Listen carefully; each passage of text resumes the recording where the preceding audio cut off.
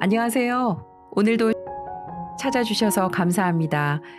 오늘은 서울에 사시는 주부님이 시어머니라는 사람 때문에 큰 고통을 겪다가 시모의 과거가 낱낱이 파헤쳐져서 통쾌하게 한 방 날려줬다면서 사연을 보내주셨는데요. 어떤 사연인지 바로 만나볼게요. 안녕하세요. 저는 서울에 살고 있는 주부입니다. 세상이 좁다 좁다 하지만 이렇게 좁을 수가 있나? 사람이 정말 죄 짓고는 못 산다고 하던데 왜 그런 말이 나왔는지 알겠다고 생각하게 된 충격적인 내용이랍니다. 먼저 제 소개부터 할게요.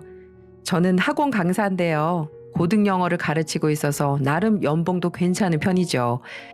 1년에 7, 8천만 원 정도는 벌고 있으니까 말이에요. 그 정도면 꽤 많이 버는 거 아닌가요? 그런데 제 남편도 만만치가 않습니다. 제 남편의 직업은 의사거든요. 전문의를 달고 이제 그래도 경력이 4, 5년 차 정도가 되었네요. 사실 저희 둘만 놓고 보면 이렇게 사연을 보낼 정도로 그다지 특별한 이벤트가 없어요. 둘 다 자기 일에 빠져 사는 사람들이니까요. 저희는 부딪힐 일이 없어 크게 싸워본 적도 없고 벌이도 비슷해서 생활비도 공평하게 거의 반반씩 내고 있답니다. 지금까지도 말이죠. 피차 바쁜 건 매한 가지니까 집안일도 정확하게 나눠서 반반. 많은 사람들이 제가 의사 남편을 얻었다고 하면 정말 좋을 것 같다, 풍요롭게 살 것이다 오해를 많이들 했었는데요. 방금 말씀드렸다시피 이렇게 모든 걸 반반씩 내고 반반씩 하기 때문에 저희 집은 다른 집들과 크게 다를 바가 없었어요. 저도 나름 능력이 있어서 지금까지도 남편에게 뭘 기대하거나 얻은 적도 없고요. 물론 더 시간이 흐르고 남편의 경력이 쌓여서 저나 저희 어머니가 병원을 다닐 일이 생긴다면 모르겠지만요. 지금은 딱히 병원에 갈 일도 없거든요.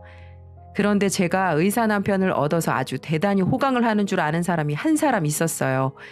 그 사람이 이 사연의 주인공이랍니다. 제 사연의 주인공은 바로 시어머니거든요.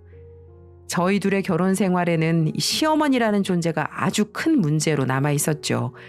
시어머니는 처음 결혼을 준비하는 과정에서부터 저를 깔보고 무시했어요. 당시는 제가 강사가 된 지 얼마 안 되었을 때라 연봉도 적은 편이었고 또 저는 일찍부터 부모님이 이혼을 하셔서 어머니밖에 안 계시거든요. 시어머니는 편부모 가정에 연봉도 쥐꼬리만큼밖에 못 받는 애가 의사 집안에 가당키나 하냐며 저를 만나실 때마다 탐탁지 않다는 그 표정 말투를 가감없이 드러내셨던 분이셨어요. 그래서 몇 번이나 결혼에 대해 진지하게 다시 생각해보고 연애까지만 하고 결혼을 안 할까도 생각했었지만 당시에는 남편이 너무 좋아서 그리고 시어머니가 그렇게까지 경우가 없는 사람인 줄도 몰라서 결혼을 약속했었는데 상견례 당일 저는 정말 처음으로 저보다 나이가 지긋하신 분을 때리고 싶다는 생각까지 했었다니까요. 저를 포함해 남편과 시아버님도 시어머니가 어떻게 또 분위기를 초칠지 걱정을 많이 하셨지만 본인들만 믿으라며 잡았던 상견례 당일이었습니다. 상견례가 화기애애한 분위기 속에서 마무리가 되어가고 있을 때였어요. 표정이 영 안 좋던 시어머니가 결국은 시아버님과 싸우더라도 자기 할 말은 해야겠다라는 생각을 하셨는지 결국 한마디를 하시더군요. 다은아, 넌 꼭 이 결혼을 해야겠니? 너 우리 하진이 좋아한다며? 그럼 수준이라도 좀 올려서 오든가. 그래도 명색이 의사 와이프인데 수준이 너무 딸려서. 아휴, 내가 왜 이런 자리에 와야 하니? 난 어차피 반대인데. 당신 왜 그래? 내가 이럴까봐 당신은 오지 말라고 했는데 왜 굳이 와서 애들 결혼식에 초를 쳐? 시아버님이 나섰지만 시어머니는 그만할 생각이 없어 보였습니다. 당신 정말 너무한 거 아니에요? 저거 보라고요, 저거. 상견례 자리에 저걸 옷이라고 입은 거야? 이런 집안에 어떻게 우리 의사 아들을 보내요? 어머니, 말씀이 너무 지나치신 것 같아요. 의사가 무슨 벼슬이라도 돼요? 다은이도 멋있는 일을 하는 아이예요. 그렇게 말씀하지 마세요.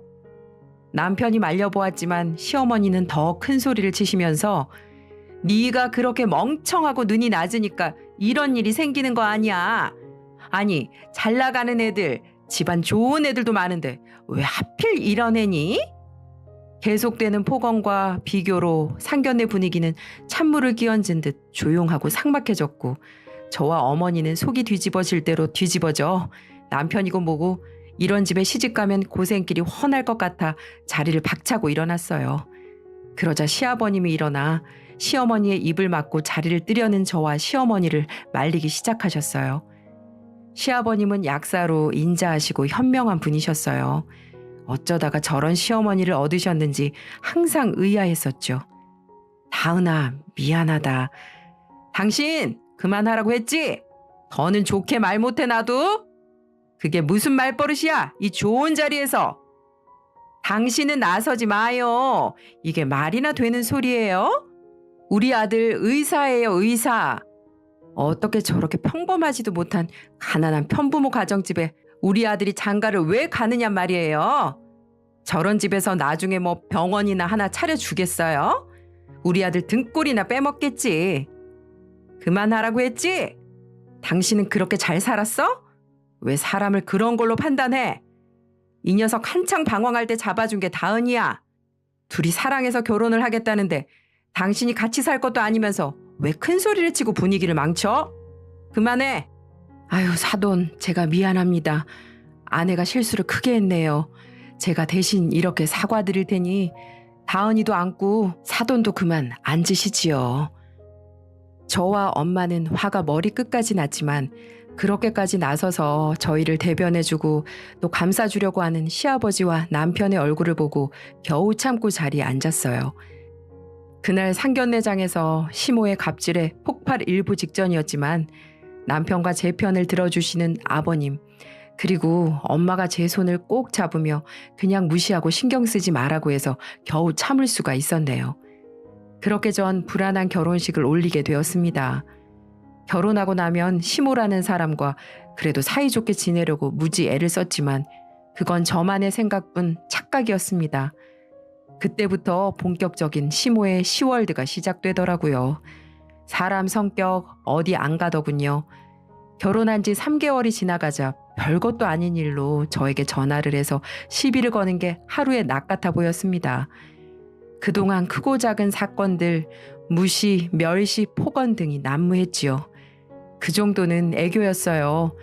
물론 제가 며느리라고 네네 하고 당하고 있어줄 만한 성격도 아니었지만요. 저희들의 대화는 이랬습니다. 얘, 결혼했으면 끝이니? 결혼을 했으면 종종 안부 전화도 하고 찾아뵙고 그래야지. 이래서 내가 교육 못 받은 애, 편부모 가정집에서 자란 애들을 무시하고 싫어하는 거다. 의사 남편은 뭐 그냥 얻어가니? 다른 집에서는 며느리가 죄다 시어머니 데리고 백화점 가서 풀 세팅도 해주고 남편 기죽지 말라고 명품으로 둘러준다는데 너는 주제에 우리 집안 같은 엘리트 집안에 시집을 왔으면서 돈이 안 되면 몸으로라도 때우든가 시댁에 감사하다고 매일 큰절을 올려도 시원치 않을 판에 어디서 시어머니가 먼저 전화를 하게 하니? 어머님이 저에게 그런 식으로 말씀하지 않으셨으면 저도 안부 전화 자주 드렸을 겁니다. 전화하실 때는 제가 아무리 며느리여도 이런 식으로 통화하시는 건 예의가 아니라고 못 배우신 것 같아 보이는데 그럼 어머니도 편부모 가정집에서 나고 자란 자식인가 봐요? 이게 진짜 어디서 배운 말버릇이야?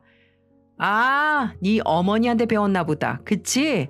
딱 봐도 무식해 보이는 게 그 나이에 관리도 안 하고 손은 또 왜 그렇게 까슬거리고 두툼한지 막노동하는 노동자들 손 같더라니만 일만 하느라고 자식 교육을 똥으로 시켰나 보네.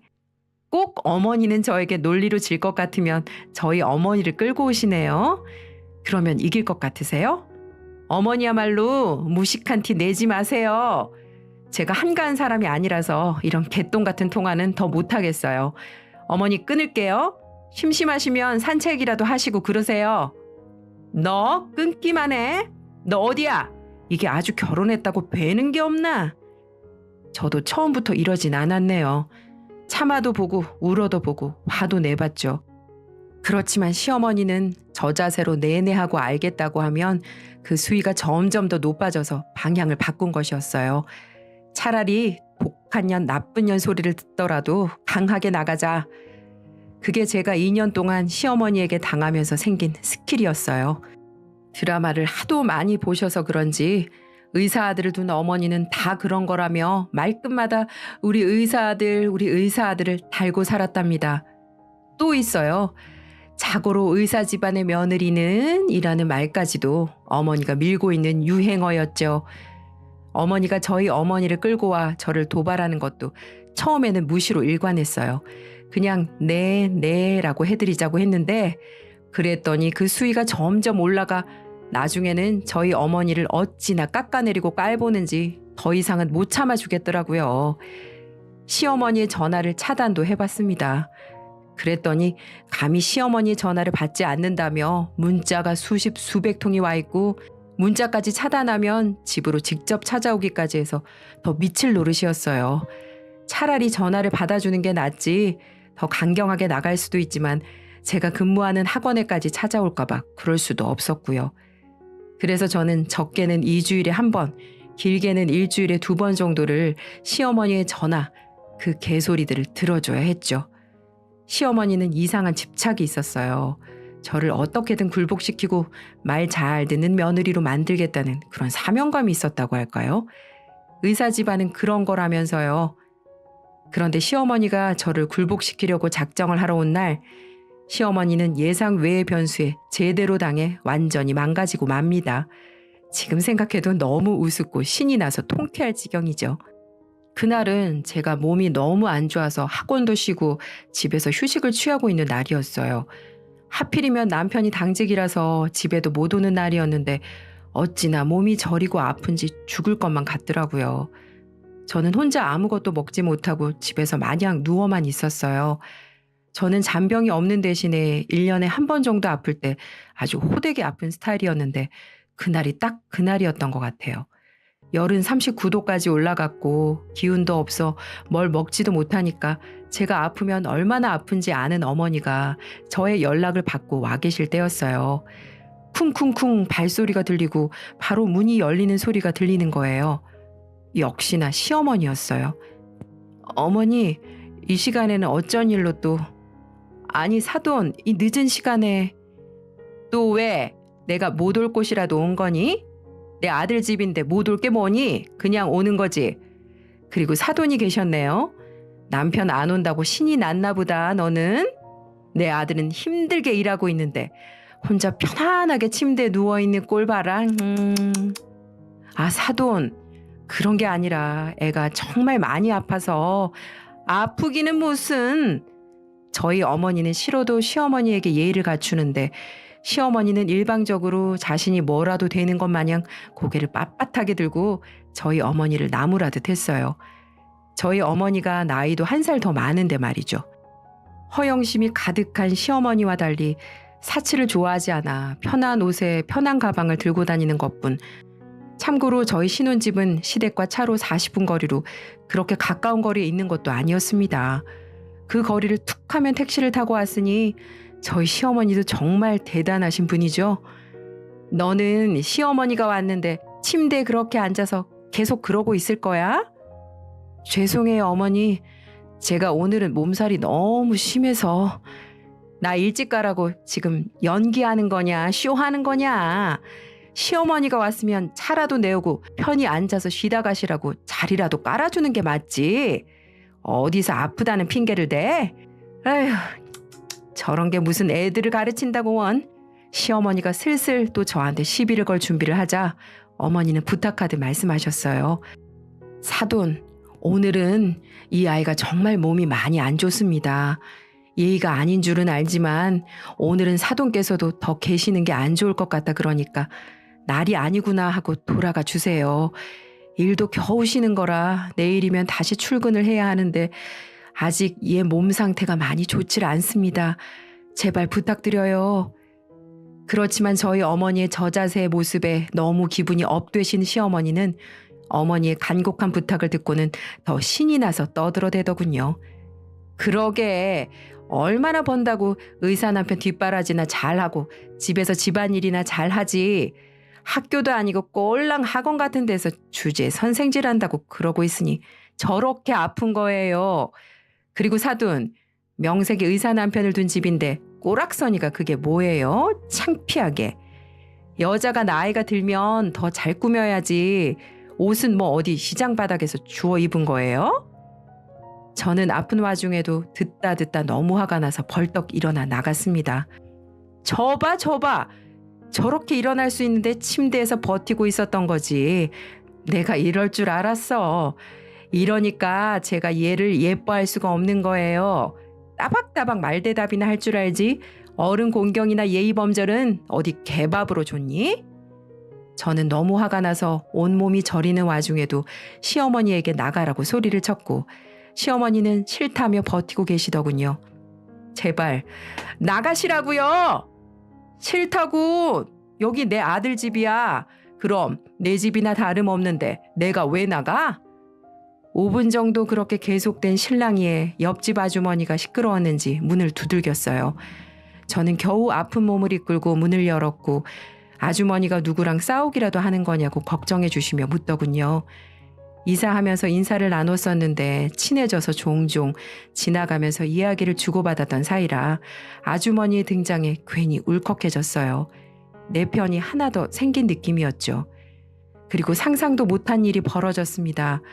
제가 옆집 아주머니와 뭔가를 이야기하고 있는 것 같자 자신의 욕인가 싶어 궁금해진 시어머니가 문 쪽으로 오시더니 집안일에 신경 끄시고 본인 일이나 보세요 아줌마 라고 하는 겁니다.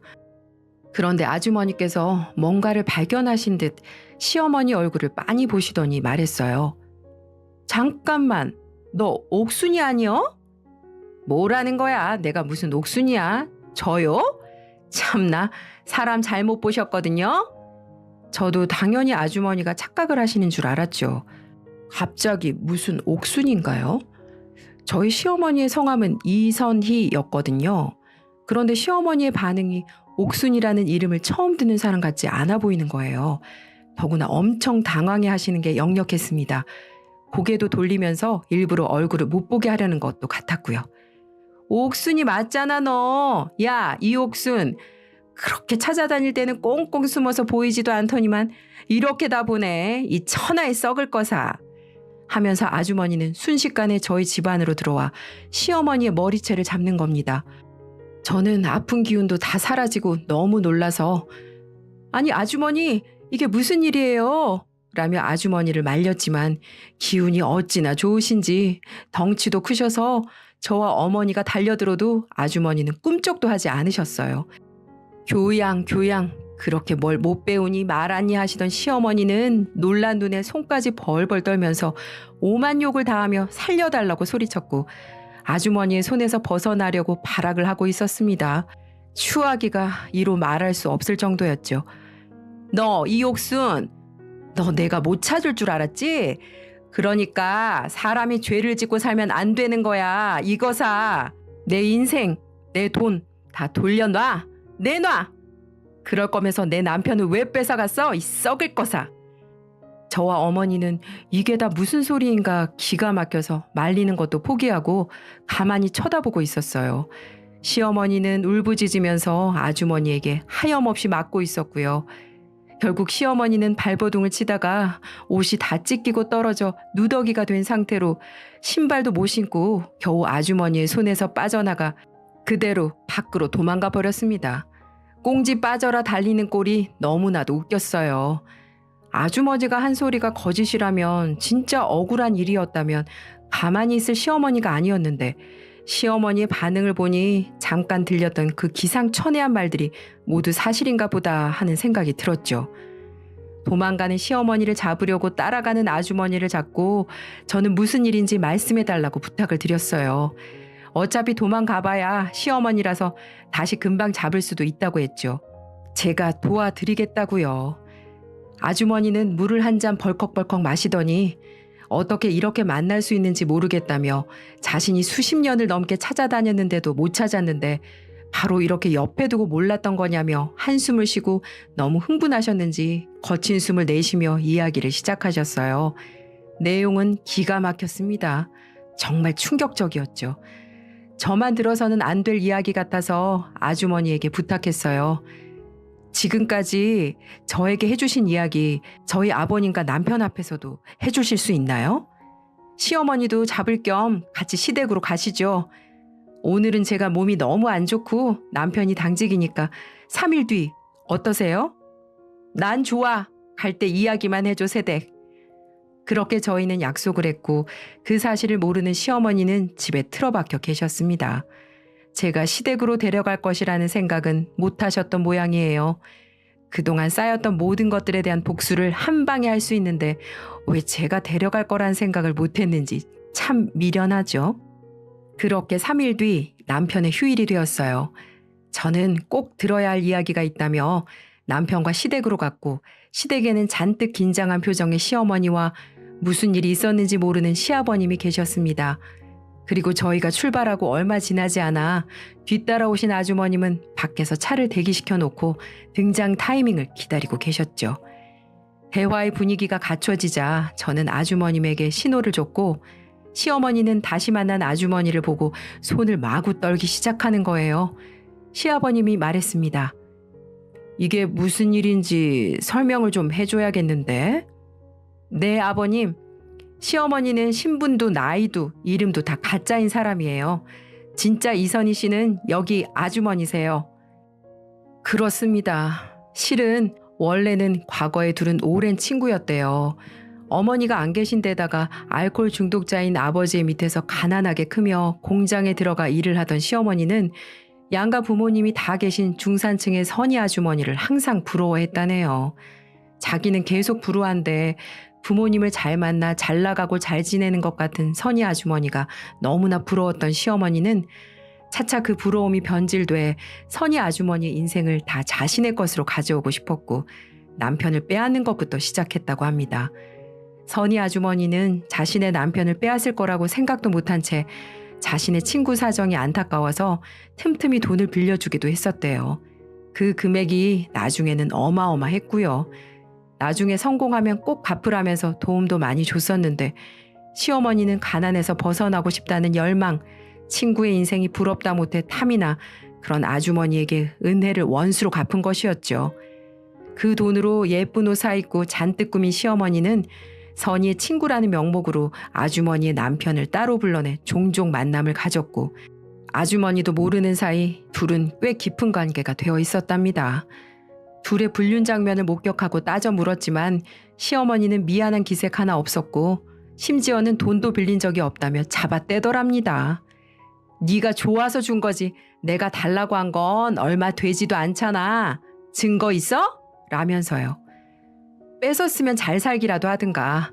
나중에는 내 이름으로 개명을 하고 우리 엄마랑 아빠 이름까지 팔면서 나인 척 행동하면서 내 남편으로는 만족이 안 된다며 1년 만에 이혼을 하고 다른 남자랑 결혼을 했지. 너 그 남자 직업이 약사라고 했냐?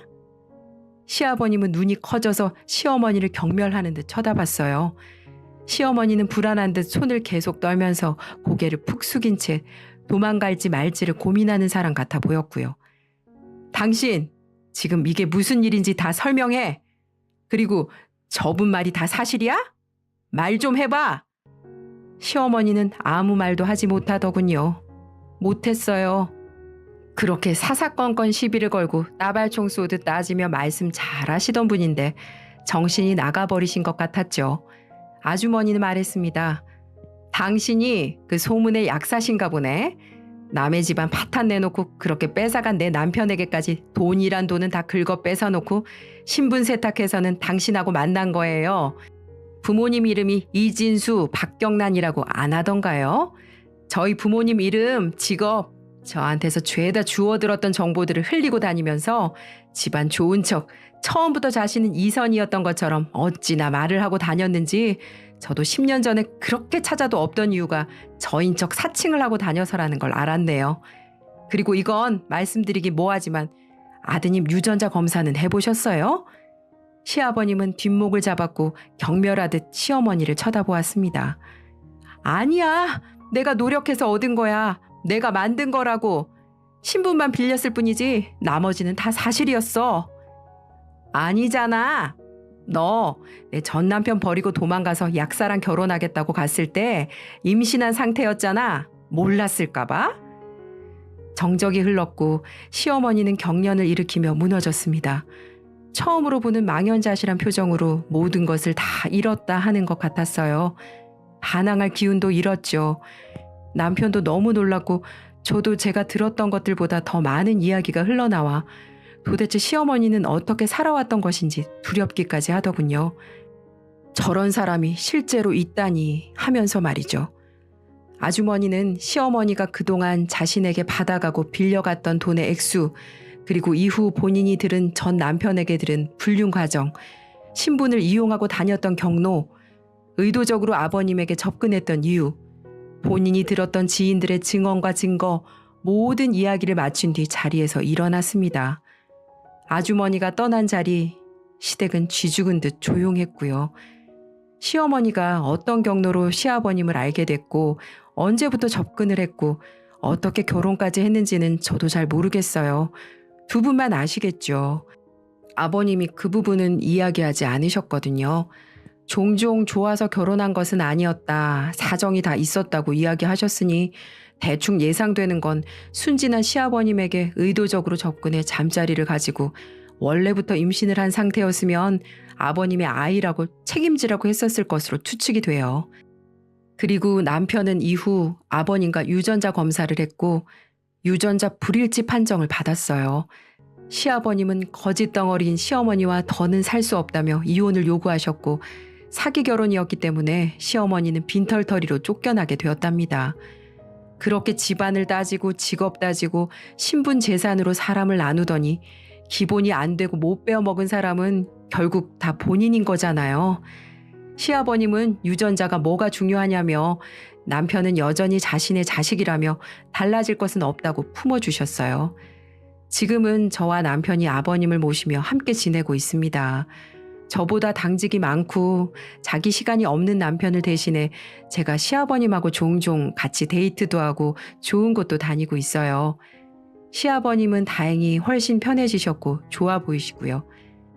다시 바닥으로 간 시어머니가 어떻게 지내고 있을지 가끔 궁금하긴 해요. 한 가지 말씀을 못 드려서 후회도 되고요. 이렇게라도 하고 싶네요. 뿌린 대로 거두는 겁니다. 이옥순 여사님. 긴 글 들어주셔서 감사합니다. 오늘도 시청해주셔서 감사합니다. 여러분의 구독과 좋아요는 제게 큰 힘이 된답니다. 전 내일 또 찾아올게요.